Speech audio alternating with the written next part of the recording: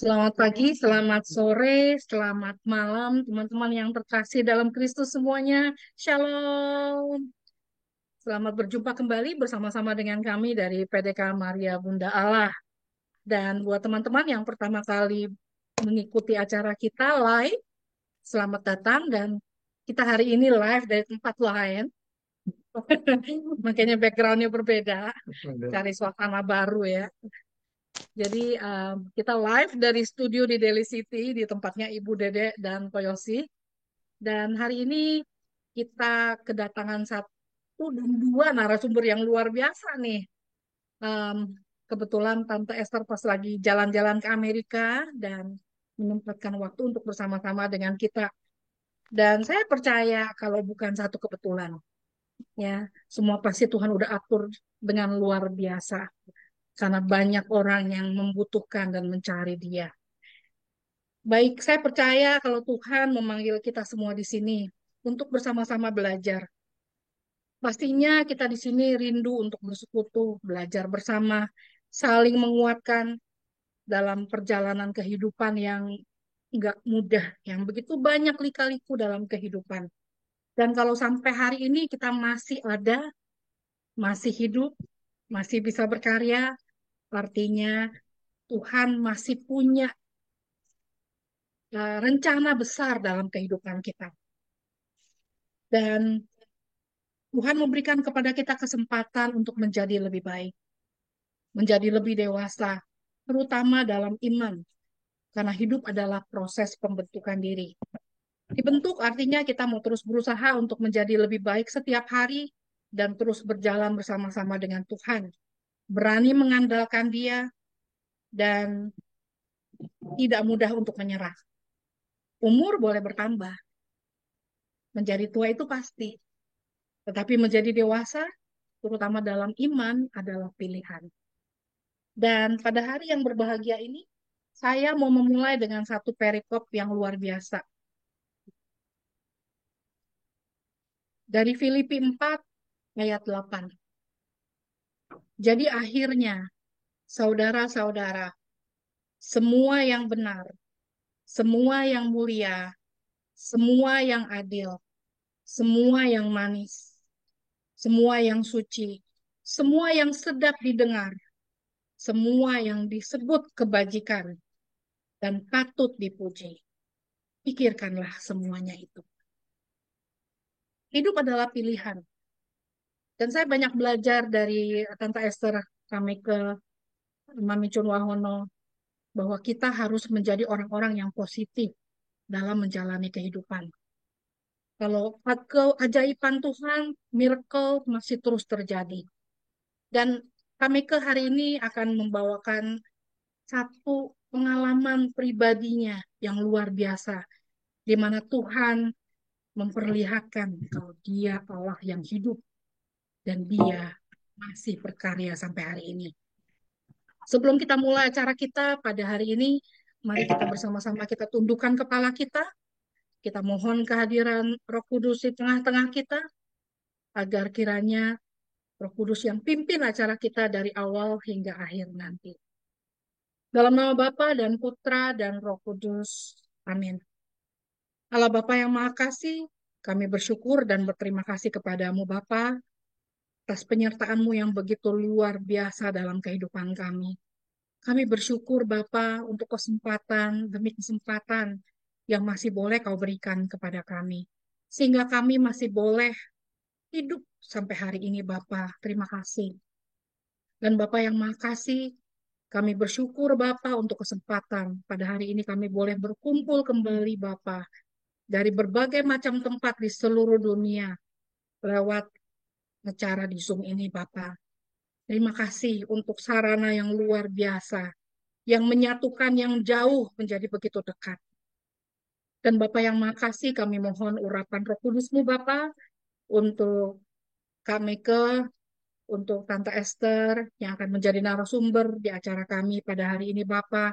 Biarlah Kau urapi mereka dengan kuat kuasa Roh Kudus-Mu Bapak, agar apapun yang mereka boleh sharingkan, boleh berasal daripadamu Bapak, dan boleh menguatkan kami dalam perjalanan kehidupan ini, Bapa. Kalau kami tidak pernah berjalan sendirian, tapi Engkau selalu menyertai kami.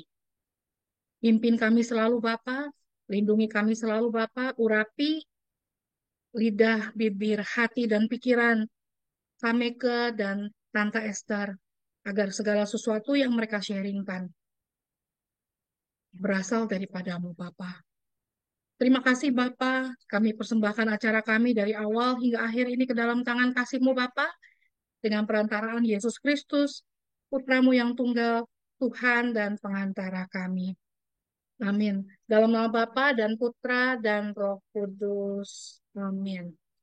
Baik, saya sekarang mau mengundang Kameke nih. Luar biasa pengalamannya Kameke. Saya melihat beberapa cuplikan video-video yang Kameke bagikan. Waktu pas Kameke kemarin itu sempat sakit, tergeletak, dan Tuhan luar biasa ya. Kalau sampai Kameke masih ada hari ini, berarti sungguh Tuhan mau memperlihatkan keajaibannya yang luar biasa yang masih terjadi sampai hari ini. Silakan Kameke di-unmute Kameke.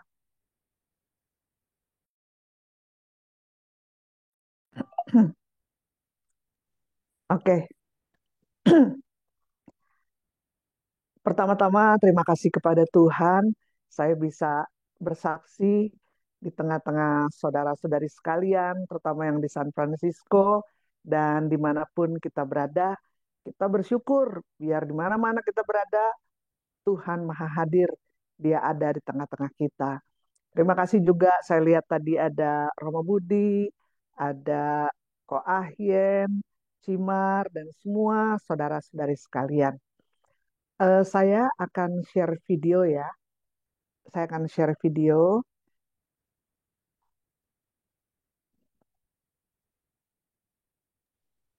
Share screen. Oke.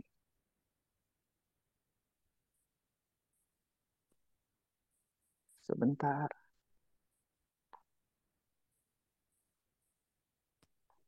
Ya. Sudah kelihatan ininya? PowerPoint-nya? Belum. Sudah kelihatan? Belum Kameke. Belum ya? Sebentar. Share screen.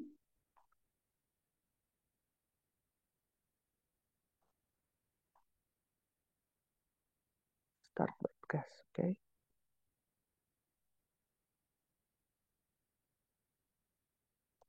Oke, sebentar ya.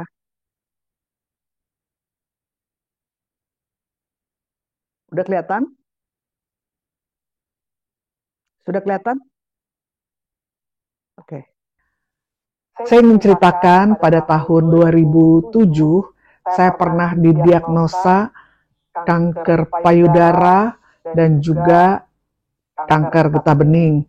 Maka saya mengalami pengobatan medis selama 2 tahun, di kemo 8 kali, di radiasi 21 kali, 4 macam operasi, kemudian di radiasi komplit semua, di someta, dan pada tahun 2009, dokter berkata, "This is miracle," mujizat.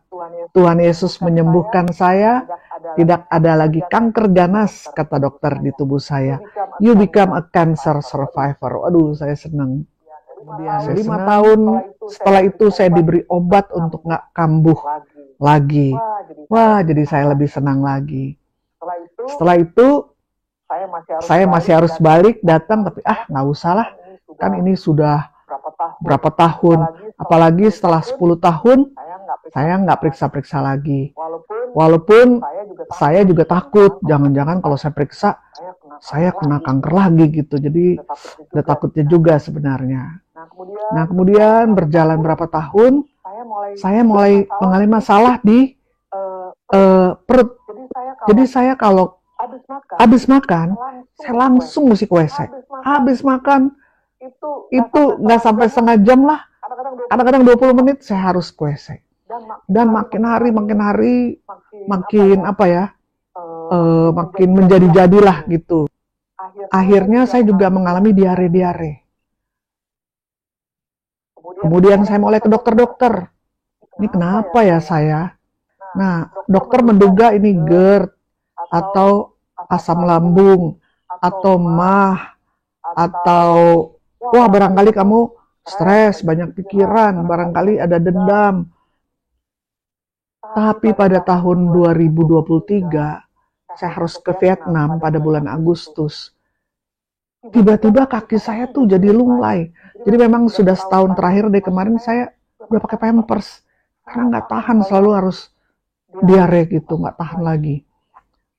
Akhirnya saya telepon kepada teman-teman saya mau ke Vietnam. Saya kayaknya nggak bisa deh ke Vietnam. Kaki saya ini makin hari makin lunglai gitu. Dan teman saya bilang ya, dia dipakai Tuhan, teman dari Makassar, dia bilang, wah teman saya ada kayak kamu, 2 tahun tuh diare terus. Udah gitu, dan kaki jadi lunglai. Tapi dia datang ke seorang ahli bedah saraf, itu di RSCM Kencana, dan dia diobati di sana, mulai sembuh, mulai bisa jalan lagi. Jadi saya pergilah ke sana, bertemu dengan Dr. David Tandian, ahli bedah syaraf. Saya bawa MRI dan ternyata tulang punggung saya sudah dikepung oleh kanker. Dan tulang nomor 3, 4, 5, dan 7 itu hancur, sudah hancur.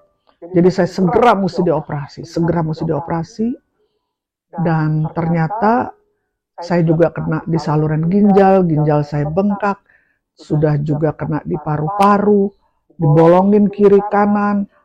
Waktu di Singapura saya berobat itu ada tahapan, kemo dulu, aneka operasi, 4 macam operasi waktu itu, kemudian kemo lagi, radiasi lagi, baru treatment yang lain. Tapi kemarin luka punggung saya masih basah, itu 2-3 hari langsung saya untuk operasi pasang digisten di ginjal karena mampet itu oleh getah bening, jadi 30 cm itu kayak stent dipasang di saluran ginjal saya, dan kiri kanan dilobangin, paru-paru keluarkan 2 liter air karena sudah terpapar, dan juga saya langsung diradiasi, langsung di kemoterapi. Itu benar-benar sekaligus 8 dokter waktu itu. Saya harus dioperasi. Kalau dioperasi itu HB minimal mesti 10. Saya cuma 8. Jadi diperiksa oleh dokter jantung dan juga ditransfusi darah. Sekaligus semuanya, sekaligus. Saya dipasang painkiller. Painkiller itu seperti koyo narkotik, itu narkoba. Biasa 1 aja tuh udah fly. Ini saya dipasang 3.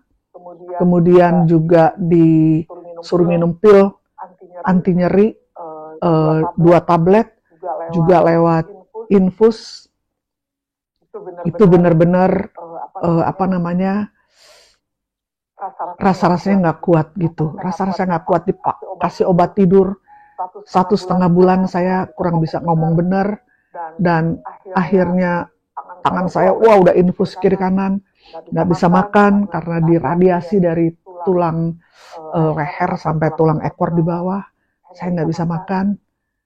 Saya makannya diinfus lewat kaki waktu itu untuk makan. Padahal rasa-rasanya saya udah dari tahun 80 pelayanan ke desa-desa lagi banyaknya. Tahun lalu 43 tahun. Jadi sudah 43 tahun pelayanan rasa-rasanya gitu ya. Jadi kenapa ini kumat dan kambuh lagi? Jangan fokus pada masalah atau fokus kepada penyakit. Kalau kita salah, lifestyle kita salah, pasti kita harus bertobat. Tapi jangan terus-terusan dikejar dengan rasa salah, maka kita alihkan pandangan, fokus daripada masalah, daripada penyakit. Kita fokus kepada kemaha besaran Tuhan. Di mana Tuhan tahu Dia Maha Sanggup, Dia Maha Perencana masa depan hidup kita. Tidak ada yang kebetulan di dalam hidup ini. Maka saya ingat ada satu orang mendoakan saya. Dia berkata, penderitaan adalah mimbar terbesar bagi kemuliaan Tuhan. Tiba-tiba saya teringat semua nama-nama di kitab suci.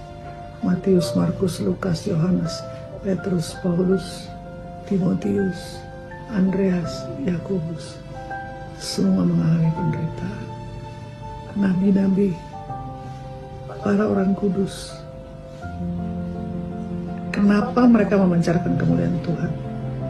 Karena ketika mereka mengalami penderitaan, mereka mengalami baptisan api, mereka mengalami api penyucian, mereka keluar cemerlang bagai emas murni.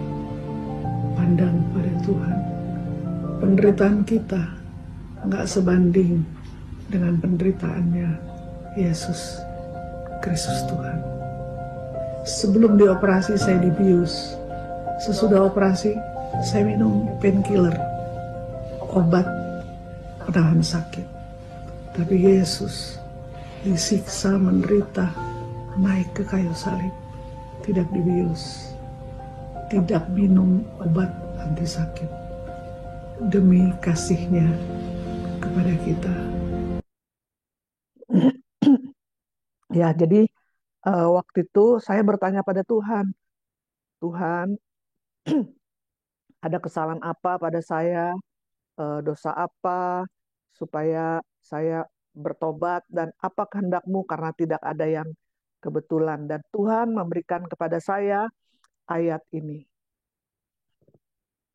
Inilah ayat pertama yang Tuhan berikan kepada saya ketika saya bertanya, apa sih rencana-Mu? Yaitu dari tentang Yohanes Pembaptis.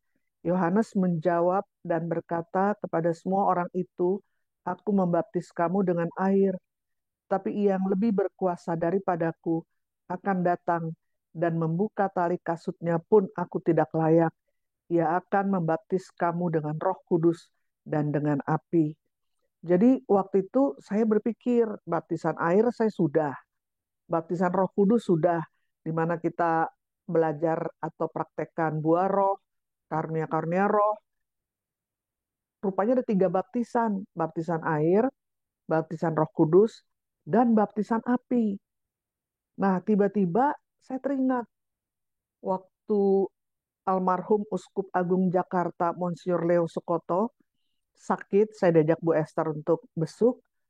Beliau berkata waktu itu kena sakit kanker, dan beliau berkata, saya sedang di api penyucian. Demikian juga Monsinyur Mandagi ketika kerusuhan parah di Ambon, beliau juga berkata, saya sedang di api penyucian. Karena api penyucian itu bukan lokasi, tetapi situasi dan kondisi. Ayat selanjutnya, jadi Tuhan kayak mengajari saya lah. Itu ayat-ayat Tuhan berikan pada saya. Selanjutnya, untuk apa baptisan api itu? Yaitu, entahkah orang membangun di atas dasar ini dengan emas, perak, batu permata, kayu rumput, kering, atau jerami. Jadi api itu untuk menguji kualitas iman kita. Apakah kualitasnya jerami, apakah rumput kering, apakah kayu, atau batu permata, atau perak, atau emas. Sekali kelak, pekerjaan masing-masing orang akan nampak, karena hari Tuhan akan menyatakannya. Sebab ia akan nampak dengan api. Jadi ada api lagi. Akan ditampakkanlah itu dengan api, dan bagaimana pekerjaan masing-masing orang akan diuji oleh api itu. Jadi baptisan api itu sebenarnya menguji kualitas iman kita. Penghiburannya adalah nggak usah khawatir, karena Tuhan nggak pernah memberikan pencobaan yang melebihi kekuatan kita. Pencobaan-pencobaan yang kamu alami ialah pencobaan-pencobaan biasa yang tidak melebihi kekuatan manusia. Sebab Allah setia, dan karena itu Ia tidak akan membiarkan kamu dicobai melampaui kekuatanmu. Pada waktu kamu dicobai, Ia akan memberikan kepadamu jalan keluar sehingga kamu dapat menanggungnya. Tuhan tahu batas kita masing-masing. Kalau saya mengalami pencobaan yang saudara-saudari alami, mungkin saya nggak kuat. Demikian juga sebaliknya. Kalau saudara-saudari mengalami pencobaan yang saya alami, mungkin nggak kuat. Karena Tuhan tahu batas kekuatan kita masing-masing, dan kita sangat percaya bahwa Tuhan tidak pernah mencobai kita melampaui kekuatan kita. Dan Dia akan berikan jalan keluar sehingga kita dapat menanggungnya. Dan ini lagi Tuhan beri kepada saya, menguatkan saya waktu itu. Sebab aku yakin bahwa baik maut maupun hidup, baik malaikat-malaikat maupun pemerintah-pemerintah, baik yang ada sekarang maupun yang akan datang, atau kuasa-kuasa, baik yang di atas maupun yang di bawah, ataupun sesuatu makhluk lain, tidak akan dapat memisahkan kita dari kasih Allah yang ada dalam Kristus Yesus Tuhan kita. Kristus Yesus adalah Sang Sabda, Sabda Allah yang menjadi manusia, dan ketika Tuhan Yesus naik ke sorga, rohnya tinggal dan kita undang masuk dalam hidup kita. Yesus mengetuk pintu hati kita, dan ketika kita buka pintu hati kita, janji Tuhan, Dia akan menyertai kita senantiasa sampai akhir zaman. Pemerintah, presiden boleh bergonta-ganti, alam fana, alam roh, alam baka, apapun alamnya. Maut sekalipun tidak dapat pisahkan kita dari kasih Kristus Tuhan kita. Ini yang saya terus-menerus, saya waktu itu mesti menyadari, saya nggak sendiri. Sekalipun kita melewati lembah kekelaman, gada dan Tuhan ada di sana, dan gada dan tongkat Tuhan menghibur kita. Kita tidak pernah sendiri, karena Allah Immanuel selalu beserta kita senantiasa sampai akhir zaman. Ini Ayub. Ayub waktu itu baptisan apinya komplit. Dia orang terkaya waktu itu. Akhirnya karena iblis bilang, ya dia saleh hidupnya karena engkau memagari dia, engkau berkati dia. Coba angkat pagarmu, pasti dia akan mengutuk engkau. Maka Tuhan berkata, oke, aku angkat pagar perlindunganku dari Ayub, tapi jangan sentuh jiwanya. Jadi waktu itu Ayub mengalami 10 anaknya lagi pesta, ada bencana alam, runtuh itu rumah, 10-10-nya meninggal sekaligus. Terus usahanya macam-macam, dia punya usaha nggak cuma satu, macam-macam, bangkrut sekaligus. Bahkan dia juga sakit. Sakitnya tuh sampai borokan, sampai digaruk tuh mesti pakai beling, saking. Istrinya berkata, percuma kamu hidup saleh, ya. Kutuki saja Tuhan Allahmu. Tapi apa jawab Ayub? Masakan kita hanya mau menerima yang baik dari Tuhan dan tidak mau menerima yang buruk. Semuanya dari Tuhan dan akan kembali pada Tuhan. Terpujilah nama Tuhan. Luar biasa. Ayub luar biasa. Dan ketika selesai ujian Ayub, maka Tuhan membalaskan kekayaannya 2 kali lipat. Anak-anaknya Tuhan berikan lagi anak-anak, dan 3 anak perempuannya tercantik di negeri. Nama 3 anaknya ini seringkali dipakai oleh anak-anak perempuan saat ini, yaitu Yemima, Kezia, dan Karen Hapuk. Dan dia menjadi sembuh, dan dia menjadi dipulihkan 2 kali lipat oleh Tuhan. Dan dia berkata, ini dari kitab Ayub, ini kata-kata Ayub, karena ia tahu jalan hidupku. Seandainya ia menguji aku akan timbul seperti emas. Maka saat itu saya berdoa, Tuhan tolong kuatkan saya. Ini nggak melampaui kekuatan saya. Dan Engkau beserta saya. Tolong Tuhan, supaya ketika Engkau menguji aku dengan api, aku boleh keluar timbul seperti emas. Dan akhirnya bulan Mei awal, saya periksa ke dokter yang operasi tulang punggung saya itu, inilah perkataan beliau. Luar biasa ya dok, aduh. Puji Tuhan ya dok, makasih ya dok, terima kasih Nah Tuhan ini ya. ini ya. Yang apa? Ini pennya saya pasang cuma 3. Loncat ini dari berapa level yang loncat. Ini juga isinya juga hancur. Ini hancur. Jadi yang bisa jadi ini aja. Yang nggak bisa dipasang ini dua level hilang. Di sini 3 level nggak salah. Pasang pen. Hancur mau gimana? Udah mulai bagus tuh. Udah mulai bagus. Ini udah mulai bagus tuh. Ini udah mulai bagus. Ini mesti kan tiap ini saya harus pasang pen, pasang skrupnya. Ini kan ini hancur nih. Hancur kan sekarang kita lihat dari sisi sini. Lumayan tuh udah mulai terbentuk tuh. Yang kita pasang udah kuat. Ya tapi dia jauh lebih bagus daripada sebelumnya. Tulangnya tumbuh atau Tumbuh. Bayangkan, tulang saya yang hancur, kata dokter tumbuh, dan dokter berkata 100% ini adalah mujizat Tuhan. Kalau anak kecil tulangnya tumbuh, itu normal. Tapi saya udah 68 tahun, mau 70. Tapi tulang yang hancur, tulang punggung yang hancur, tumbuh kembali. Ini cuma Tuhan yang bisa melakukan itu. Bahkan sekali lagi dokter berkata, 100% ini mujizat Tuhan. Ini awal Mei waktu saya periksa, dan pelayanan offline saya pertama yaitu tanggal 23 Mei ini di Central Park. Ulang tahun PDKK Gloria ke-35.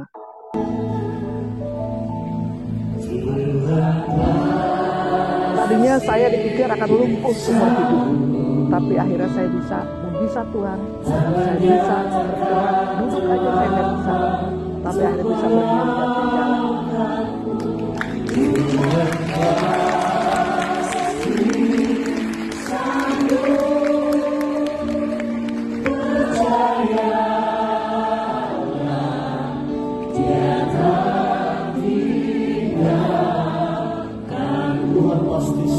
Luar biasa.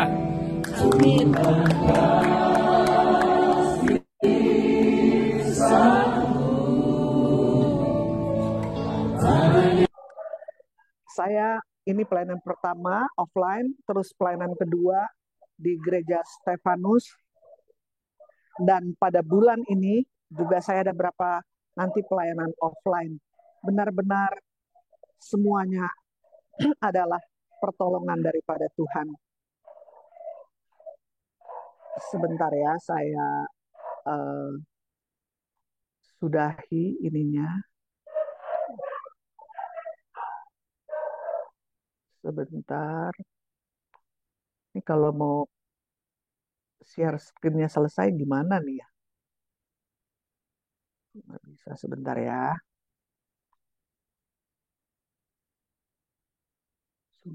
Oke. Stop share. Oke. Jadi luar biasa Tuhan. Harusnya lumpuh seumur hidup. Screen apa nih? Oke. Udah, kami ke Udah ya. sharing Oke. screen-nya sudah selesai. Iya, iya. Nah, saya tambah sedikit ya. Memang ketika kita periksa on and off, namanya kan on and off. Saya masih sampai sekarang masih kemo, dan juga saya juga baptisan api saya selain kesehatan juga saya nggak punya asuransi. 2,5 bulan saya di rumah sakit, 4 macam operasi, itu mungkin udah keluar 1,5 M lah ya.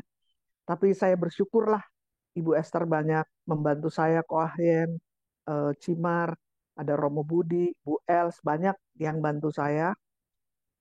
Saya bersyukur gitu. Tapi karena pengobatan semua masih berlanjut, masih on and off gitu ya. Kadang-kadang tuh kita diserang sama iblis. Diserang ya. Kadang-kadang kita overthinking. Suka mikirnya terlalu gimana gitu, deg-degan kan. Waduh gimana nih naik nih cancer markernya nih. Waduh besok mesti beli obat kemo, nggak murah gitu kan. suka overthinking. Tapi tadi dibilang oleh Riana kan, kita mesti positif, mesti pikir yang manis, yang mulia, yang suci, yang sedap didengar. Makanya kita mesti pakai ketopong keselamatan. Mesti pakai ketopong keselamatan. Kalau diserang iblis, wah nanti kamu nggak bisa bayar nih. Atau apa? Ketopong keselamatannya saya berkata, pertolonganku ialah dari Tuhan yang menjadikan langit dan bumi. Ya. Terus kan 365 kali dibilang jangan takut, jangan takut. Setiap pagi tuh iblis menyerang kita dengan ketakutan. Tapi janji Tuhan, 365 kali di kitab suci, jangan takut, aku menyertai kamu senantiasa sampai akhir zaman. Jadi kita mesti pakai topong keselamatan. Kalau nggak kita overthinking. Karena berkat rahmat Tuhan baru setiap pagi. Makanya doa Bapa kami, berilah kami rejeki pada hari ini. Kesusahan sehari cukup sehari, nggak usah mikir yang jauh-jauh deh. Karena rejeki itu Tuhan akan berikan. Kekuatan, rejeki, harian itu ada. Rahmat berkat Tuhan. Setiap pagi, setiap hari baru. One day at a time. Dan Tuhan ingatkan juga pada saya, selain ketopong keselamatan, kita ada apa? Pedang roh. Pedang roh yaitu firman Tuhan. Pedang kan mesti kita yang pakai. Pedang itu kan kalau nggak ada yang pakai kan diem aja kan nggak berguna. Nah kadang-kadang iblis menyerang saya tuh ya. Nanti saya pikir nih pedang roh mesti kita pakai. Ada firman Tuhan berkata, tunduklah pada Allah, lawanlah iblis, maka dia akan lari daripadamu. Kalau ada perampok masuk rumah kita, terus kita cuma berdoa, berdoa aja biar deh nanti perampok itu pergi, kan nggak bisa. Kita juga mesti ada bagian kita gitu. Pedang roh, contohnya, kalau cancer marker saya lagi naik, aduh, kadang-kadang tuh saya jadi, aduh, udah mulai mikir kuburan di mana ya, segala. Mulai overthinking, saya pakai pedang roh. Nah, Tuhan kasih waktu itu sama saya, pedang roh tuh mesti rema, yang daripada Tuhan. Tuhan kasih kepada saya dari Lukas, dikatakan, aku berikan kepadamu kuasa untuk menginjak ular dan kalajengking dan menahan kekuatan musuh sehingga tidak ada yang dapat membahayakan kamu. Jadi ketika dibilang, oh kamu kanker ini metastase, iblis mau menusukkan pedangnya pada saya tangkis dengan pedang roh, yaitu firman Tuhan. Tuhan beri saya kuasa, saya injak ular kalajengking dan menahan semua kekuatan musuh, tidak dapat membahayakan saya. Nanti ketika keuangan tuh mulai nakut-nakutin lah ya, apalagi obat kemo tuh sangat mahal, nggak masuk BPJS, dan saya pakai pil yang diminum. Kalau udah nakut-nakutin, saya pakai pedang roh. Ada firman Tuhan di Korintus. 2 Korintus dikatakan, Yesus yang kaya menjadi miskin, supaya kita yang miskin diperkaya oleh kemiskinan Kristus. Kristus jadi miskin, supaya kita diperkaya, apa yang kita butuhkan, dicukupkan oleh Tuhan. Dan yang paling utama, saya belajar, jangan pernah fokus pada masalah atau penyakit, tapi fokus kepada kemahabesaran Tuhan. Karena bagi Tuhan tidak ada yang mustahil. Amin. Terpujilah Yesus Kristus Tuhan selama-lamanya. Amin. Luar biasa ya, bagi Tuhan tidak ada yang mustahil. Sungguh luar biasa ya. Kami saya percaya kalau kami masih ada hari ini. Begitu banyak tugas yang kami harus kerjakan. Amin. Tugas belum selesai kami Amin. Tuh Amin. ya. Masih Amin. begitu banyak orang yang perlu untuk mendengar kesaksian. Masih begitu banyak orang yang putus asa. Masih begitu banyak orang-orang yang meragukan kehadiran Tuhan. Dan terima kasih udah boleh menjadi saksi yang luar biasa untuk Amin. rahmat Tuhan yang luar biasa. Ya memang cara kerja Tuhan amat sangat ajaib dan terkadang susah untuk kita mengerti.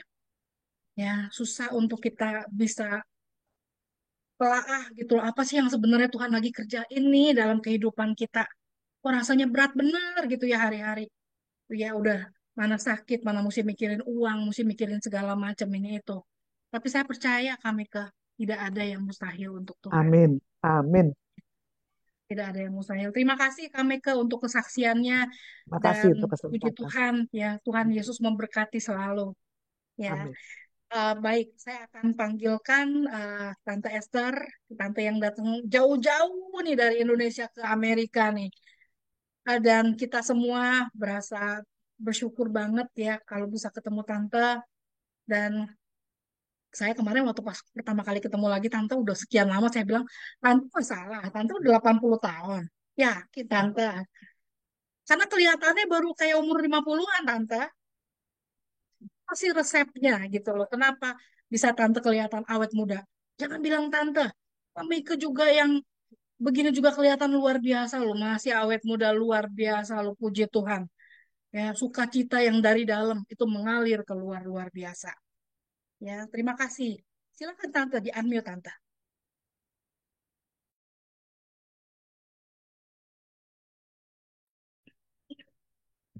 Terpuji-pujilah Tuhan Yesus Kristus. Saya sungguh bangga mendengar kesaksian yang diberikan oleh Ibu Meike. Dan setiap kali saya dengar, saya nggak pernah bosan mendengarnya. Karena yang dia saksikan bukan apa yang dia buat. Tetapi apa yang dia saksikan adalah apa yang Tuhan buat di dalam hidupnya. Itulah kehidupan kita. Di mana kita harus beritakan apa yang Tuhan buat di dalam hidup kita sekalian. Nah, kalau kita dengar firman Tuhan dan kesaksian daripada Ibu Meike adalah dia berbicara tentang iman dan iman dan iman. Sebagaimana kita dengar di dalam Ibrani 11 ayat 1 berkata, iman adalah dasar dari segala sesuatu yang kita harapkan dan bukti dari segala sesuatu yang tidak kita lihat. Jadi luar biasa kalau kita punya iman. Itu anugerah yang Tuhan berikan kepada kita. Dan kita harus kembangkan iman itu. Supaya kita bertumbuh di dalam kebenaran. Kalau yang saya lihat Ibu Meike tadi, saya renungkan firman Tuhan yang terambil dari Ibrani 11 ayat 6 berkata demikian. Tetapi tanpa iman, tidak mungkin orang berkenan kepada Allah. Sebab barang siapa berpaling kepada Allah, ia harus percaya bahwa Allah ada. Dan bahwa Allah memberi upah kepada orang yang sungguh-sungguh mencari dia. Jadi ada ujian dalam hidup kita. Sebagaimana Ibu Meike alami, ada ujian. Dan ujian itu yang dia alami, di mana dia sungguh-sungguh percaya kepada Allah. Allah itu ada, Allah itu hidup, dan Allah itu memberikan kehidupan. Dia tidak goyah. Selama ini yang saya bergaul dengan Ibu Meike, selalu dari mulutnya keluar perkara-perkara yang positif. Dia tidak pernah mengeluh, tidak pernah bersungut-sungut. Yang dia lakukan adalah apa yang dia baca dalam firman Tuhan, itulah yang dia lakukan. Maka upahnya adalah hadiah. Mana mungkin tulang bisa tumbuh, sedangkan umurnya sudah 68 tahun. Mana mungkin tulang itu tumbuh. Dan tulang itu sebagaimana tadi kita sudah dengar, di mana dokter berkata, tulang itu hancur. Bukan remuk saja, tapi hancur. Dari kehancuran tulang itu tumbuh baru. Biasanya kalau bayi bisa saja itu terjadi. Tapi ini mereka kan sudah ada umur. Tapi bagi Tuhan tidak ada yang mustahil.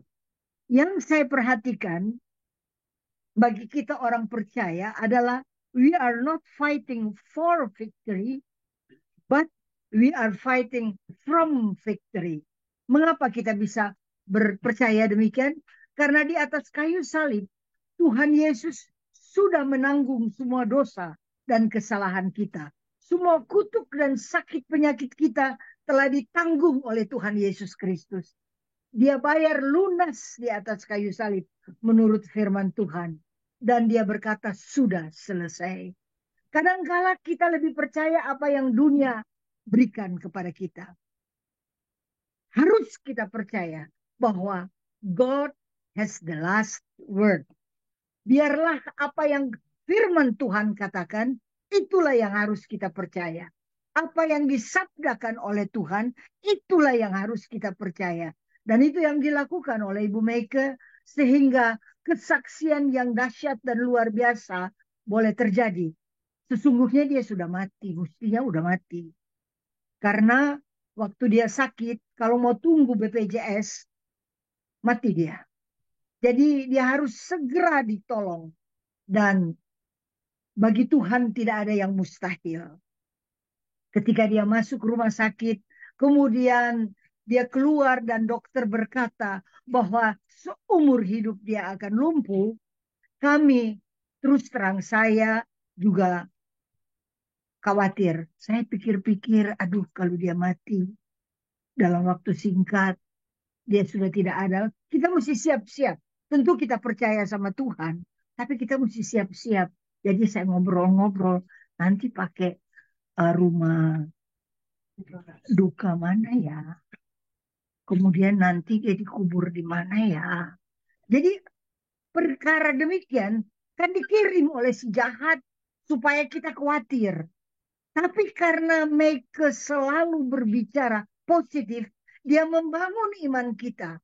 Sehingga sungguh yang saya lihat, apa yang dia imani sebagaimana tadi di dalam Ibrani 11 ayat 6 berkata, bahwa Tuhan berkenan kepada orang yang beriman kepada dia. Dan Tuhan beri upah. Nah, upah daripada Tuhan, di mana Bu Meike mengalami dia bisa mendapat kesembuhan, itu upah yang luar biasa yang Tuhan berikan kepada dia. Terima kasih Tuhan, Engkau tidak lupa memberikan upah kepada Ibu Meike. Bagian kita adalah kita sungguh-sungguh harus posisikan diri kita sesuai firman Tuhan. Karena dunia menawarkan perkara-perkara di mana kita goyah dan di mana kita lemah. Tetapi kalau kita baca firman Tuhan, kita renungkan firman Tuhan, sebagaimana tadi saya katakan bahwa kita ini harus sungguh-sungguh berperang bukan untuk kemenangan, tetapi kita berperang dari kemenangan. Karena kemenangan itu sudah diberikan oleh Tuhan. Menurut firman Tuhan, di dalam kitab Roma dikatakan bahwa kita ini lebih daripada orang-orang yang menang. Roma 8 ayat 37. Tapi dalam bahasa Inggris lebih bagus. We are more than conquerors. Kita ini lebih daripada pemenang. Ingat baik-baik. Tanam-tanamkan di dalam hati kita. Karena semua kita punya masalah. Semua kita punya persoalan. Semua kita pasti dihadang dengan perkara-perkara yang menakutkan. Tetapi kita punya Tuhan yang berkata, firman Tuhan berkata, setiap hari, baik untuk saudara maupun untuk saya, dikatakannya, jangan takut. 365 kali di dalam Alkitab berkata, jangan takut. Karena setiap hari akan kita hadapi perkara-perkara yang menakutkan. Apakah kita alami dalam rumah tangga, apakah kita alami dalam pekerjaan, dalam keuangan, dalam pergaulan, ada hal-hal yang menakutkan. Apakah kita bersahabat dengan orang, tiba-tiba sahabat itu menikam kita dari belakang, itu sangat-sangat menakutkan. Tetapi Tuhan berkata kepada saudara dan saya, karena dia adalah Tuhan yang setia, jangan takut.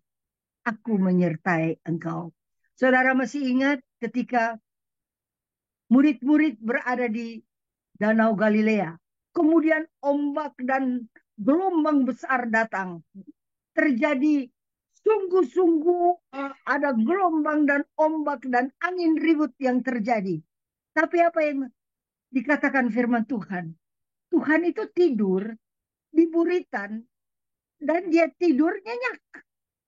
Tetapi ketika murid-murid berkata, apakah engkau tidak peduli bahwa kami akan binasa? Suara daripada murid membangunkan Yesus Kristus. Kalau angin ribut, gelombang, badai, Tuhan nggak bangun, biarin aja. Karena dia tahu kuasa ada di tangannya, ada di kuasa dari Bapa. Jadi bagi kita juga, mari kita belajar daripada apa yang kita baca di dalam firman Tuhan. Tuhan Yesus itu, dia terbangun bukan karena badai. Dia terbangun karena murid-muridnya berbicara. Jadi kalau saudara dan saya berseru kepada Tuhan, ketahuilah Tuhan dengar seruan kita. Seharusnya kalau kita lihat secara manusiawi begitu, Bu Meike ini udah lewat deh dia. Mungkin kita udah rayakan 40 hari lah, 3 bulan, entahlah berapa hari yang kita suka biasa, rutin kan mesti. Tapi dia hidup tuh. Nah, memang kan kankernya belum tuntas. Karena kan dia punya cancer marker itu dari 2.400, kemudian turun ke 1.500, kemudian turun sampai 190. Tapi berarti masih ada kan? Nah, itu bikin kalau dia takut, bisa dia naik lagi, bisa apa. Tapi bagi Tuhan tidak ada yang mustahil, karena Tuhan mau pakai dia. Mau beritakan kebesaran dan kemuliaan daripada Tuhan. Dan bagi kita sekalian, semua kita mengalami masalah. Saudara mengalami, saya juga mengalami. Mari kita tumbuhkan iman kita di dalam kebenaran firman Tuhan. Biar kita berakar, bertumbuh, berbuah lebat, menyenangkan hati Bapa di dalam sorga. Saudara-saudara, mari kita belajar di dalam kebenaran firman Tuhan ini. Kita belajar dari kitab suci. Jangan belajar dari hal-hal yang lain, tetapi kita belajar dari kitab suci. Saudara ingat, ketika perempuan yang mengalami pendarahan di dalam Injil Markus, dia mengalami pendarahan, dia 12 tahun mengalami pendarahan. Itu cukup lama dan tentu menjadi sangat lemah. Tidak tercatat di sana mana suaminya, mana anak-anaknya, mana keluarganya. Dia sendiri yang tercatat di dalam kitab suci ketika dia mengalami pendarahan dan dia dengar bahwa Yesus akan lewat tempat di mana dia tinggal di situ. Dia kumpulkan imannya. Sekali lagi, iman. Dia kumpulkan imannya. Dan dia berkata, asal ku jamah ujung jubahnya, maka aku akan sembuh. Jadi dia tidak tunggu Tuhan Yesus datang dan jamah dia. Tapi dialah yang ambil inisiatif pergi kepada Tuhan, menjamah Tuhan. Nggak usah jamah tangan deh. Nggak usah menjamah hati juga. Dia jamah cuma ujung jubahnya daripada Yesus. Kita juga harus mempunyai inisiatif untuk menghampiri Tuhan dengan doa kita, dengan iman kita. Kita harus mempunyai inisiatif untuk sungguh-sungguh menjamah Tuhan dengan penyembahan kita, dengan apa yang Tuhan taruhkan dalam hati. Kita jamah Tuhan. Sama seperti perempuan ini. Jangan tunggu sampai Tuhan jamah. Tapi kita punya inisiatif untuk menjamah Tuhan. Demikian yang saudara tadi dengar. Apa yang Ibu Meike katakan di dalam kesaksiannya. Bagaimana dia giat di dalam doa. Dia giat di dalam pengharapan. Satu hal yang saya lihat jelas pada Ibu Meike yang tadi bersaksi. Di mana dia tidak hilang pengharapan. Pada saat dia sakit, dia susah, dia sulit, dari berbagai sudut dia diserang penyakit, keuangan, apapun. Dia diserang dari berbagai sudut. Tapi dia tidak kehilangan pengharapan. Karena dia berharap kepada Allah yang hidup. Kepada Tuhan Yesus yang selama ini dia sembah dan dia layani. Terpuji-pujilah Tuhan. Ibu bapak, saudara-saudara yang kekasih, mari kita juga lihat di dalam kitab suci, di dalam Markus 10 ayat 50. Kita buka Markus 10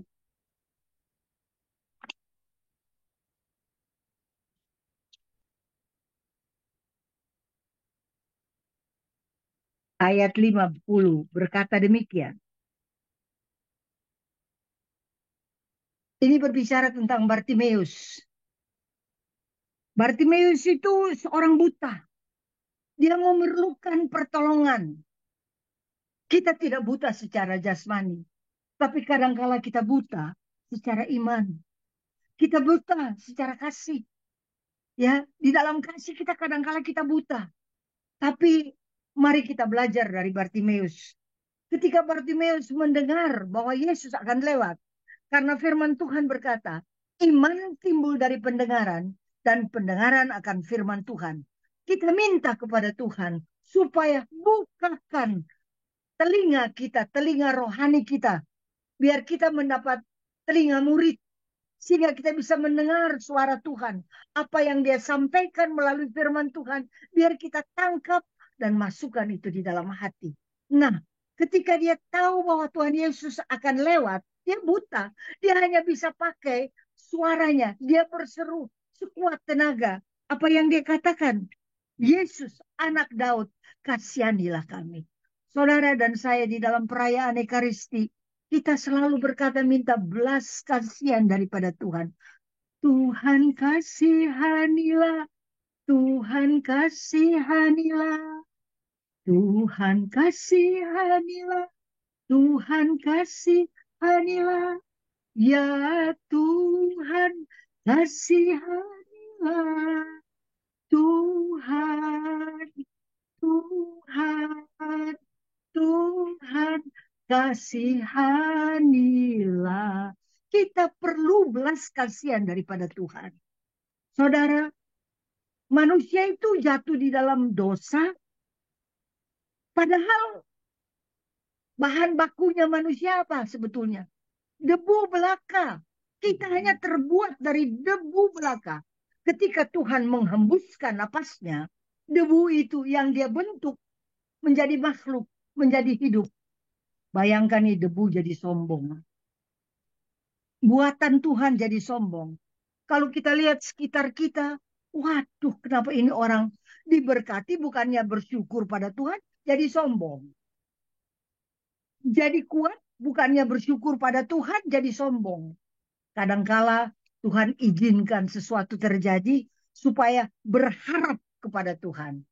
Bu Meike waktu sakit dia berkata, salah apa saya Tuhan? Katakan kepada saya, dosa salah, dosa dan salah saya. Katakan kepada saya supaya saya memperbaiki, supaya saya bertobat. Bukan hanya Ibu Meike yang harus berkata demikian. Saya juga berkata demikian. Saudara juga berkata, salah kita biar kita perbaiki dari hari ke hari. Jangan sampai kita yang bahan bakunya cuma debu jadi sombong banget. Saudara, dan kalau kita baca di dalam kitab suci, debu itu di dalam kitab suci dikatakan adalah makanan daripada ular. Ular kan dikutuk oleh Tuhan. Dan pada ayat 14, saya berkata, dan debu tanahlah akan kau makan seumur hidupmu. Jadi kita ini yang terbuat dari debu belaka, kalau kita tidak diperbaharui, kalau kita tidak lahir baru, kalau kita tidak di dalam Yesus Kristus, kita bukan ciptaan baru. Kita ini makanan tuh, makanan si iblis, makanan ular. Tetapi karena kita adalah di dalam Kristus, kita adalah ciptaan baru. Yang lama sudah berlalu, sesungguhnya yang baru sudah datang, maka kita bukan makanan iblis. Mestinya mereka jadi makanan iblis. Oh, sebentar lagi dia hilang. Tetapi karena dia sadar dia ciptaan baru, dia posisikan dirinya pada apa yang firman Tuhan katakan, bahwa dia adalah anak Tuhan, maka dia bisa melawan. Dia pakai ketopong, apa tadi dia berkata? Ketopong keselamatan. Jadi kepala ini mesti dipakai ketopong, pakai helm. Kalau orang Jakarta bilang pakai helm. Karena kalau nggak pakai helm, aduh jatuh, berantakan, otak kemana-mana nanti. Jadi ibu bapak saudara-saudara yang kekasih, minta pada Tuhan, biar kita pakai, tolong ingatkan saya supaya pakai ketopong keselamatan. Jangan overthinking. Kan kalau ada orang tuh dia sakit karena overthinking. Entahlah apa yang dia pikirin. Ya, Barangkali begini, barang dikali mau dipikirin. Jadi ibu bapak saudara-saudara yang kekasih, kita belajar dari kesaksian yang Ibu Meike berikan dan kita minta kepada Tuhan, Tuhan, biar saya belajar, saya ini lebih daripada pemenang. Jadi kita berdoa bukan untuk kemenangan, tapi kita berdoa dari kemenangan yang Tuhan sudah berikan kepada kita. Tuhan sudah menang. Tuhan berkata di atas kayu salib, it is finished. Sudah selesai. Dia melakukan. Dan saudara, kalau kita lihat apa yang Tuhan Yesus buat untuk kita, sesungguhnya dia nggak bisa mati. Dia nggak bisa dibunuh. Dia adalah Tuhan. Dan dia adalah jalan, kebenaran, dan hidup. Mana mungkin dia mati? Mana mungkin dia dibunuh? Tidak mungkin. Tetapi mengapa dia bisa mati? Karena pada saat dia berada di atas kayu salib, dia tanggung semua dosa kita. Dia pikul semua kelemahan kita. Dia absorb semua kutuk yang harusnya pada kita. Dia absorb semuanya. Dia tanggung seorang diri. Dan pada saat dia yang tidak berdosa dijadikan dosa karena kita, supaya kita didamaikan dengan Bapa di dalam sorga, pada saat itu dia valid untuk mati. Dan Alkitab berkata, dia tundukkan kepala di atas kayu salib. Dia menyerahkan nyawanya dan dia mati. Andaikan dia tidak menyerahkan nyawanya, biar ditusuk, dibunuh sampai mau dibunuh dia, sampai titik darah terakhir mengalir, tidak mungkin dia mati. Karena dia adalah kehidupan. Tidak mungkin dia mati. Tetapi karena dia menyerahkan nyawanya untuk saudara dan saya, dia tundukkan kepala, dia menyerahkan nyawanya, dan dia mati. Dan pada saat itu dia valid ketika orang tusuk mati, dia benar-benar mati. Dia mati untuk memberikan kehidupan bagi saudara dan saya. Ada transaksi terjadi di mana kematiannya dia membawa kehidupan bagi kita karena dia berikan kehidupannya bagi kita sekalian. Dia masuk di dalam penantian di sana 3 hari lamanya. Dan pada hari ketiga, dia bangkit dengan penuh kemenangan untuk memberikan kepada saudara dan saya kemenangan. Kita ini pemenang. Cek dulu muka di sebelah, muka pemenang atau muka kalah melulu. Ya, udah kalah, rasa minggu sengsara melulu. Padahal minggu sengsara cuma 1 minggu. Ya ampun, ada orang dia 1 tahun wajahnya minggu sengsara. Ya, mari kita pasang wajah kemenangan. Saudara dan saya, menurut firman Tuhan, we are more than conquerors. Kita lebih daripada pemenang. Jangan kalah, karena Tuhan sudah menang bagi kita. Jadi kita menang itu bukan karena kita yang hebat, tapi karena Tuhan yang hebat. Yesus Kristus adalah Allah yang memberikan kemenangan pada kita. Posisikan dirimu sesuai kitab suci. Jangan sampai kita tidak posisikan diri kita sesuai kitab suci. Kita lihat di dalam Yohanes 7 ayat 38. Injil Yohanes 7 ayat 38.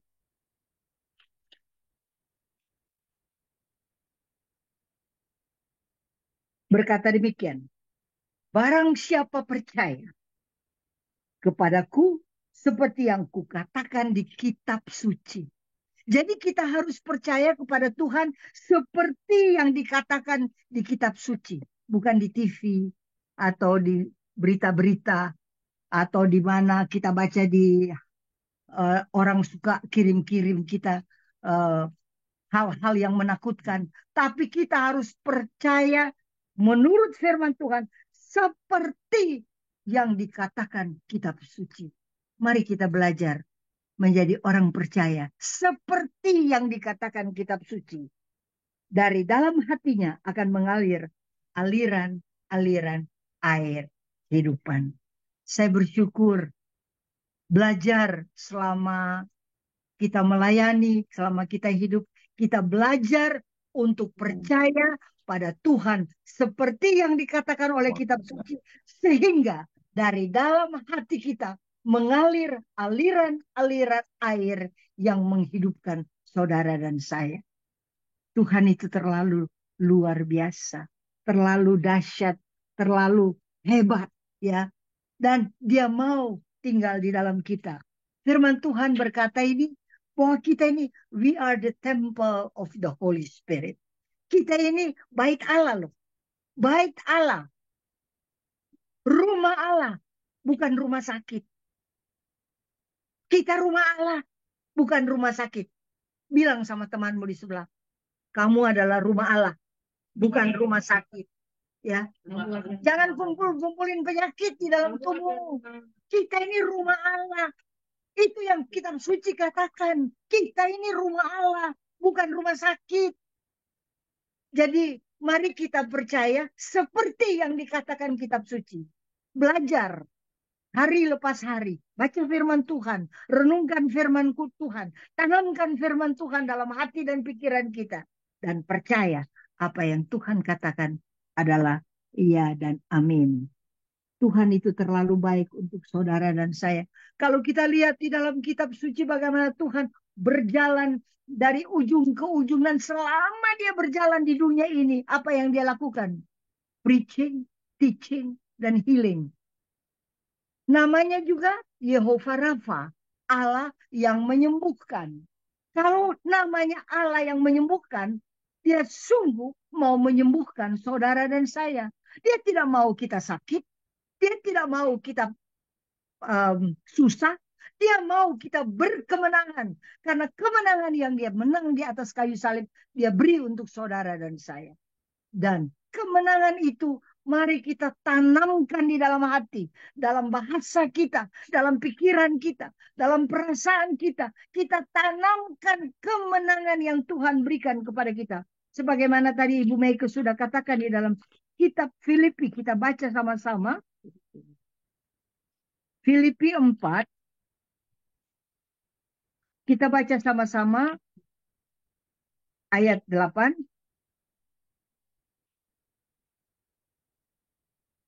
Berkata demikian.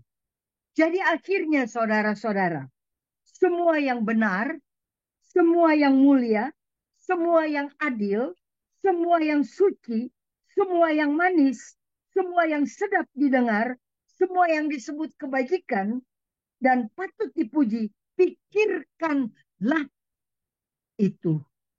Kalau pakailah, itu perintah. Itu perintah Allah. Kita berpikir positif. Yang firman Tuhan berkata yang benar, yang adil, yang suci. Biar kita pikirkan semua itu. Yang sedap didengar. Kalau yang nggak sedap didengar, buang deh. Itu sampai itu. Kalau yang tidak sedap didengar, jauhkan. Kalau orang bawa-bawa kabar tidak sedap didengar, bilang, minggir. Aku nggak mau dengar gituan.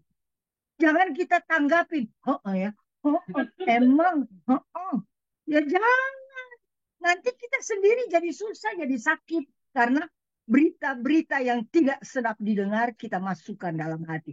Tolak dalam nama Yesus Kristus. Saudara harus bertumbuh di dalam Kristus. Kita adalah ciptaan baru. Kita ini anak-anak Allah. Kalau DNA kita diperiksa, terbukti Yohanes 1 ayat 12 berkata, kita ini anak Allah. Aduh enak banget ya. DNA kita diperiksa bukan anak Amir. Bukan, kita anak Allah. Luar biasa. Ada terlalu banyak yang tercatat di dalam kitab suci. Kita tidak masukkan di dalam hati. Sehingga kita susah sendiri karena kita sibuk dengan perkara-perkara yang negatif. Nah, biarlah saudara-saudara sekalian merenungkan firman Tuhan dan menghayati firman Tuhan. Di dalam Injil Matius 8 ayat 3, Tuhan berkata kepada orang kusta, maukah engkau sembuh? Dan orang itu berkata, Tuhan, aku mau. Tuhan berkata, aku mau, jadilah engkau sembuh. Jadi, mari kita belajar dari firman Tuhan bahwa Tuhan mau menyembuhkan kita. Siapapun yang sakit pada saat ini, apapun penyakit namamu, Yesus datang dengan nama di atas Iya, kepala. iya, gambar. Lutut akan bertelut. Setiap lidah akan mengaku bahwa Yesus adalah Tuhan. Apa penyakit yang sedang mengganggumu? Dia harus bertelut dan dia harus mengaku bahwa Yesus adalah Tuhan. Penyakitmu engkau bawa kepada Tuhan. Dan Tuhan berkata, aku mau. Jadilah engkau sembuh. Orang kusta itu berkata, Tuhan, jikalau engkau mau, engkau dapat tahirkan aku. Tuhan gak bilang, enggak, kamu pergi dulu. Pergi dari sana, doa dulu 3 kali apa-apa dulu. Pergi doa sana. Tidak, Tuhan berkata, aku mau. Jadilah engkau sembuh. Dan ini berlaku bukan hanya untuk orang kusta, tapi untuk saudara dan saya. Kalau kita percaya seperti yang tercatat di dalam kitab suci, kita percaya, kita punya iman seperti yang tercatat di dalam kitab suci, maka kita sembuh. Tuhan itu terlalu baik bagi kita sekalian, dan Dia mau menjadikan kita semua ciptaan baru. Di dalam Kristus kita adalah ciptaan baru. Semua yang lama sudah berlalu dan yang baru sudah tiba. Dia datang untuk menyembuhkan saudara dan saya. Dia datang untuk memberikan kehidupan bagi saudara dan saya. Dia datang, kan Tuhan berkata di dalam Yohanes 10 ayat 10. B berkata, aku datang untuk memberikan engkau hidup dan mempunyainya di dalam segala kelimpahan. Minta sama Tuhan, saya mau limpah dalam kesehatan, saya mau limpah dalam rahmat, saya mau limpah dalam kekuatan, saya mau limpah dalam damai sejahtera. Jangan pakai ayat itu untuk uang, itu nomor 10 tahu. Kan ada orang suka pakai Yohanes 10 ayat 10, dia cuma pikir nomor 1, duit aja. Duit itu nomor 10. Apa artinya kita punya duit sebanyak dunia ini? Kita bisa peluk itu duit, tapi kita tidak kuat, kita tidak sehat, kita tidak ada damai. Jadi kita pertama-tama minta, biar relasi kita pribadi dengan Tuhan diperbaiki. Sehingga apa yang Tuhan mau sembuhkan dan Tuhan mau tolong dalam hidup kita, kita boleh hidup dalam kelimpahan, dalam damai, dalam sukacita, dalam rahmat, dalam anugerah. Dan apa saja yang kita perlukan, pasti dan pasti Dia cukupkan. Karena Dia adalah Allah yang mencukupkan segala kebutuhan kita. Kalau rambut nomor berapa saja jatuh, Tuhan tahu. Kalau burung di udara, Dia pelihara. Maka saudara dan saya lebih daripada burung, tahu. Kita ini adalah anak-anak Tuhan, anak-anak Allah. Dan Dia berikan kepada kita apa yang kita butuhkan. Saya sangat bersyukur. Satu hari ini saya jalan-jalan loh dari tadi. Dengan teman-teman saya dari Jambi. Aduh, Pak Ahyen, Ibu Marianti, sama Dede. Teman-teman itu membuat saya sampai, aduh, sakit perut karena makan terus. Kemudian si Lili datang, dia bawa bungkusan apa itu, pasti itu makanan lagi. Ya, jadi saya bersyukur kepada Tuhan. Walaupun rambut berantakan, belum pernah saya begini. Tiup angin. Tapi saya menikmati perjalanan hidup dengan Tuhan. Saya sangat menikmati. Sebetulnya mission impossible yang saya lakukan ini. Mission impossible banget. Bayangkan saya pelayanan dari Kupang, kemudian dari Keva Menanu, pokoknya masuk di pelosok-pelosok di desa-desa. Tiba-tiba saya ada di Amerika, saya ada di Kanada, ada dari satu kota ke kota yang lain. Anugerah besar dari Tuhan. Bagi Tuhan tidak ada yang mustahil. Amin. Dan saya percaya sahabat-sahabat pembawa kabar baik yang muda-muda yang ada di Jakarta. Kalian percaya kepada Tuhan. Tuhanlah yang menetapkan langkahmu. Dan kalau engkau memberitakan firman Tuhan, maka Tuhanlah yang membawa engkau dari kota besar sampai ke ujung bumi. Dari satu benua ke benua yang lain. Dan dari satu pojok ke pojok yang lain. Agar kita dapat memberitakan kabar baik, kabar sukacita. Ketahuilah, nama Yesus adalah Yehovah Rafa. Bagi mereka yang sakit pada saat ini, datang kepada Dia. Dia berkata, aku adalah Allah yang menyembuhkan, Yehova Rafa. Jadi sebentar lagi kita akan berdoa bersama-sama bagi mereka yang sakit, bagi mereka yang merasa sakit itu bukan cuma secara fisik aja sakit, tapi mungkin ada yang sakit hati, ada yang sakit kantong, ada sakit macam-macam penyakit. Dia adalah Allah yang sanggup menyembuhkan kita. Sebagaimana dia menyembuhkan Ibu Meike. Dan teman-teman di Amerika ini sudah berdoa untuk Ibu Meike. Agar tahun depan dia boleh datang ke Amerika. Esok pasti dia datang.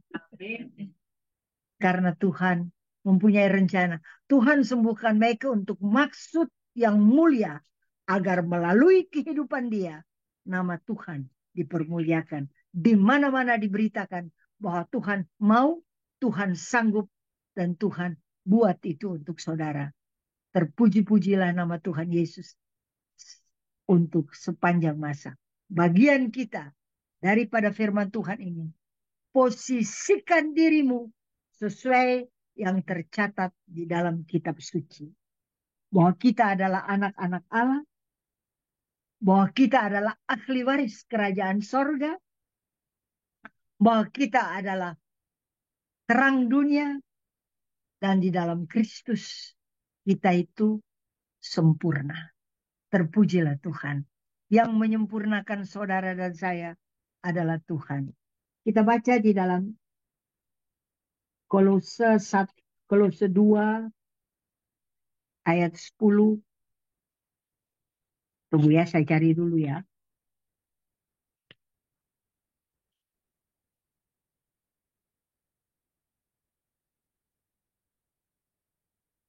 Kolose 2 ayat 10 berkata demikian. Kamu telah dipenuhi di dalam Dia.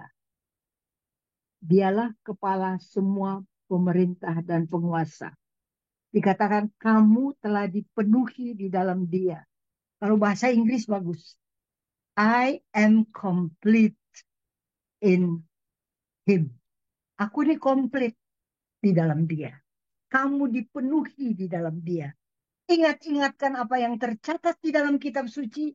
Sehingga kalau masalah datang dan dia coba-coba menyerang saudara, berikan ayat ini, berikan firman Tuhan yang saudara hafal atau saudara ingat atau saudara baca.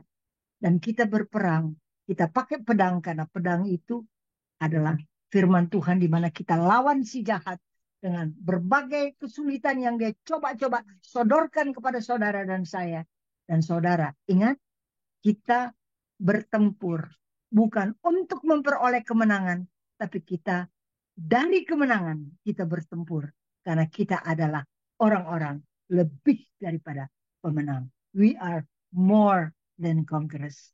Selamat mengalami, menikmati kemenangan yang Tuhan Yesus berikan kepada kita, dan selamat menikmati kekuatan dan kesehatan yang Tuhan berikan kepada kita. Bagi mereka yang sakit, apapun sakitmu, apakah itu sakit dalam tubuh ini, ataupun sakit apa saja, kita mau berdoa sesuai firman Tuhan. Kita berdoa sesuai firman Tuhan. Tuhan Yesus di dalam Lukas, Alkitab mencatat di sini bahwa Tuhan Yesus itu ketika dia berada di Getsemani, dia sungguh bergumul. Dia sangat-sangat bergumul. Dia berkata, ya Bapakku. Lukas 22 ayat 42 dia berkata, ya Bapakku, jikalau engkau mau, ambillah cawan ini daripadaku. Tetapi bukan kehendakku, tapi kehendakmu jadi. Dia takut sekali minum cawan itu. Karena di dalam cawan itu ada dosa, ada kutuk, ada penyakit, ada kemiskinan, ada kegagalan, ada kemunafikan. Semua yang manusia buat di dalam dunia ini ada di dalam cawan itu. Dan dia harus minum cawan itu. Sebagai manusia dia takut sekali. Dia kan 100% Allah. Namun ketika dia datang di dunia ini, dia 100% manusia. Dia takut, sebagai manusia dia takut. Jadi kalau saudara pernah mengalami ketakutan, Yesus pernah merasakan ketakutan yang amat sangat. Dan dia begitu takut sampai sampai keringatnya berubah menjadi darah. Ketika dia berada dalam ketakutan yang amat sangat, pembuluh darahnya pecah. Dan Alkitab mencatat pada ayat 44, ia sangat ketakutan dan makin bersungguh-sungguh berdoa. Peluhnya menjadi seperti titik-titik darah yang bertetesan ke tanah. Saudara dan saya, bukankah kita tahu kita terbuat tak hanya dari tanah belaka, tapi tanah yang dikutuk di dalam kitab Kejadian, di dalam Taman Eden. Kita lihat di Taman Getsemani. Tuhan titikkan darah anak domba Allah ke tanah. Dan tanah itu berubah, diberkati oleh Tuhan.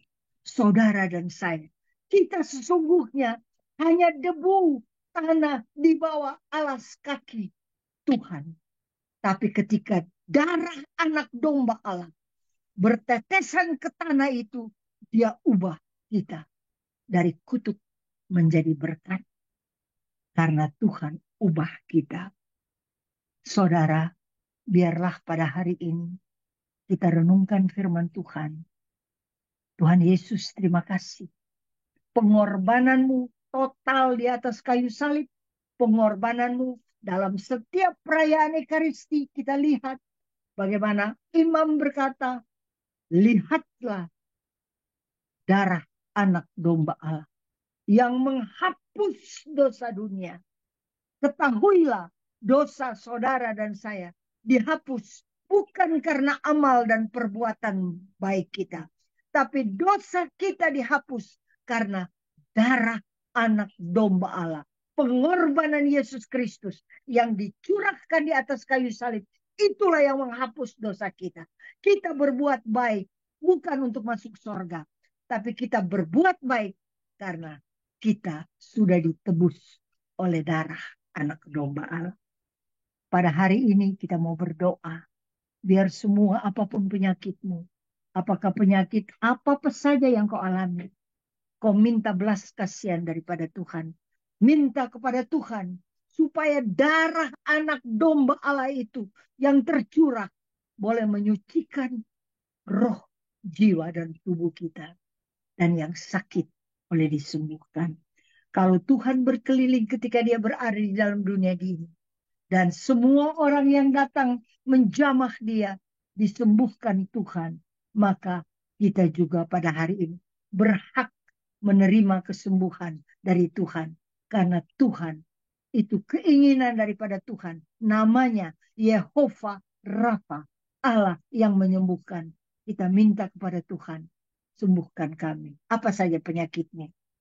Apakah itu tekanan darah tinggi, tekanan darah rendah, trigliserid, uric acid, apa saja penyakit.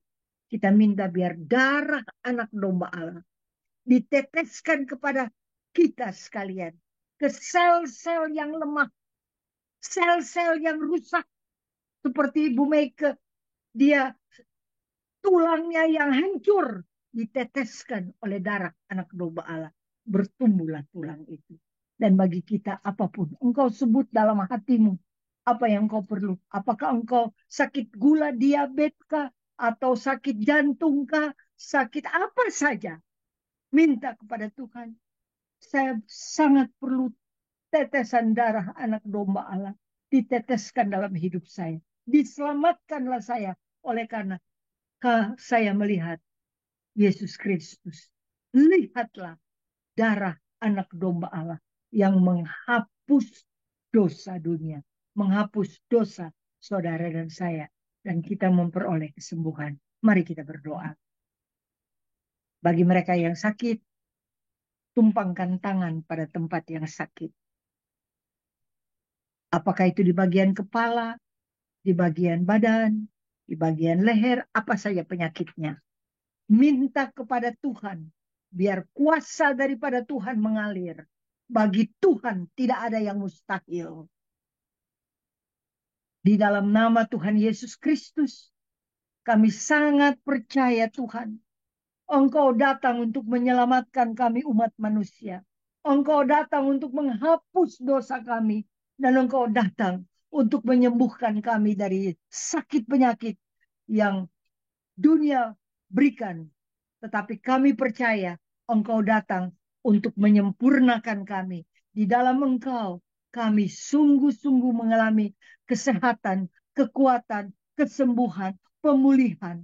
Kami berdoa Tuhan, kalau Engkau dapati ada sel-sel yang rusak, sel-sel yang sakit di dalam tubuh kami, mari Tuhan, biar Engkau jamah kami, dan kami jamah Engkau dengan doa kami Tuhan. Maka sel-sel yang rusak, sel-sel yang sakit, Engkau sempurnakan di dalam nama Tuhan Yesus Kristus. Sel-sel yang rusak dan yang sakit disempurnakan, disembuhkan, dipulihkan oleh Engkau.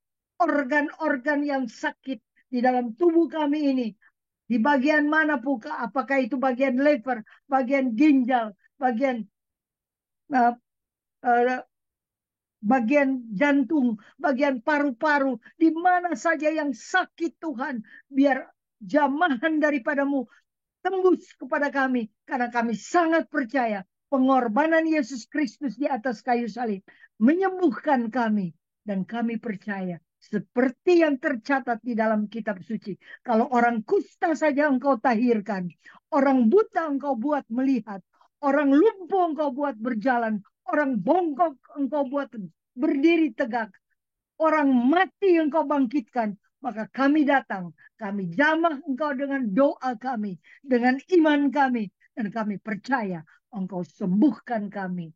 Seluruh bagian yang perlu disembuhkan, kami jamah dengan iman kami kepadamu, kami jamah dengan doa kami kepadamu, kami percaya engkau sanggup menyembuhkan, dan engkau mau menyembuhkan, sebagaimana engkau katakan kepada orang kusta, saya mau, jadilah engkau tahir.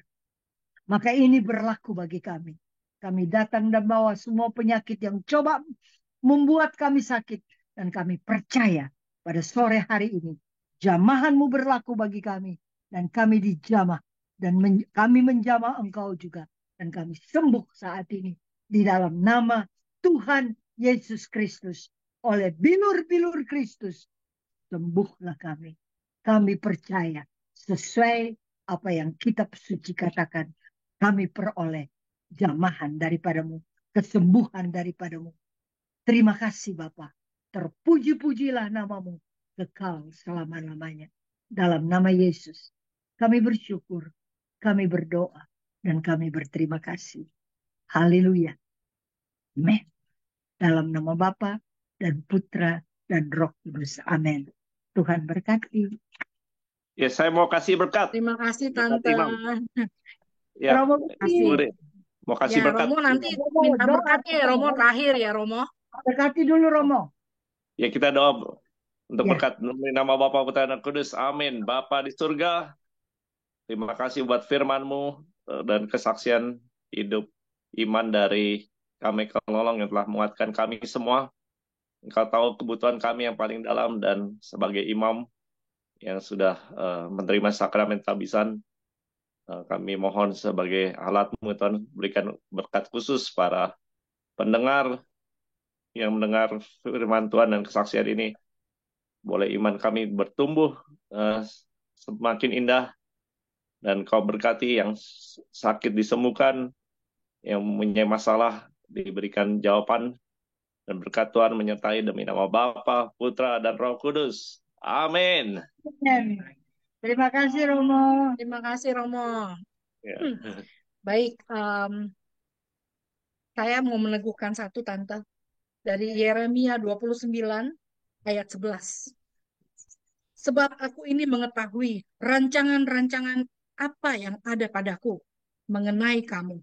Demikianlah firman Tuhan, yaitu rancangan damai sejahtera dan bukan rancangan kecelakaan, untuk memberikan kepadamu hari depan yang penuh harapan. Jadi rancangan Tuhan adalah rancangan sukacita, rancangan penuh harapan. Dan kita mohon rahmat Tuhan, semoga terus kita diberikan kekuatan untuk boleh terus berjalan bersama-sama dengan Dia dan terus setia sampai akhir. Terima kasih Tante Esther, terima kasih Kameke, terima kasih Romo untuk berkatnya untuk kita semua. Dan sebelum saya akhiri acara kita, saya akan share screen. Oke, buat teman-teman yang terpanggil untuk memberikan persembahan kasih untuk Kameke, untuk Tante Esther yang di Amerika, silakan boleh di-sel ke saya Riana di 650-580-3488. Dan buat yang di Indonesia, kali ini aja special, silakan ditransfer ke Marianti Halim Johan, BCA Cabang Jambi dengan account number 119-082-5767. Jadi ini account special. Jadi tolong jangan dikirim ke account yang sebelumnya. Dan tolong bukti transfernya dikirimkan ke saya, biar saya jadi tahu ada berapa yang teman-teman kirimkan. Dan 100% dari persembahan kasih yang teman-teman berikan, kita akan berikan untuk pembicara kita. Terima kasih atas kebaikan teman-teman semua. Tuhan Yesus memberkati. Oke. Baik, terima kasih semuanya sekali lagi untuk kebersamaan bersama-sama dengan kita. Dan kita akan bertemu kembali acara bersama-sama dengan pembicara kita yang lain. Kita akan kedatangan tamu Romo Ompi Latu yang akan berbicara tentang berani bayar harga. Ada harga yang harus dibayar untuk setiap pilihan-pilihan dalam kehidupan kita. Dan hati-hati untuk memilih, karena pilihan kita membawa kepada kebenaran, kemenangan, atau membawa kita kepada maut. Jadi kita akan belajar dengan Romo Ompi minggu depan dan 2 minggu yang akan datang. Terima kasih semuanya. Kita akan akhiri acara kita pada hari ini. Dan terima kasih untuk teman-teman yang sudah hadir. Wah, luar biasa dari seluruh dunia yang hadir pada hari ini. Di sini juga begitu banyak teman-teman yang hadir di tempat Ibu Dede dan Koyosi di sini. Luar biasa. Oke. Luar biasa begitu banyak yang datang dan semoga kesaksian ini memberikan kepada kita harapan. Kalau Tuhan itu masih ada. Amin. Kalau Tuhan itu masih bekerja. Kalau Amin. Tuhan itu bukan Allah yang mati, tapi Allah yang hidup. Terima kasih semuanya. Sampai berjumpa minggu Terima depan. kasih. Terima Tuhan kasih Yesus semua. memberkati. Terima kasih. Sampai bertemu. Bu God Riana. bless. Thank you. God bless Terima kasih all. God semuanya. bless. Bless you. Thank you. Dan tayangan boleh ditonton di PDK Maria Bunda Allah, YouTube channel PDK Maria Bunda Allah. Terima kasih. Terima kasih Tuhan Tuhan Yesus. Yesus. Thank you.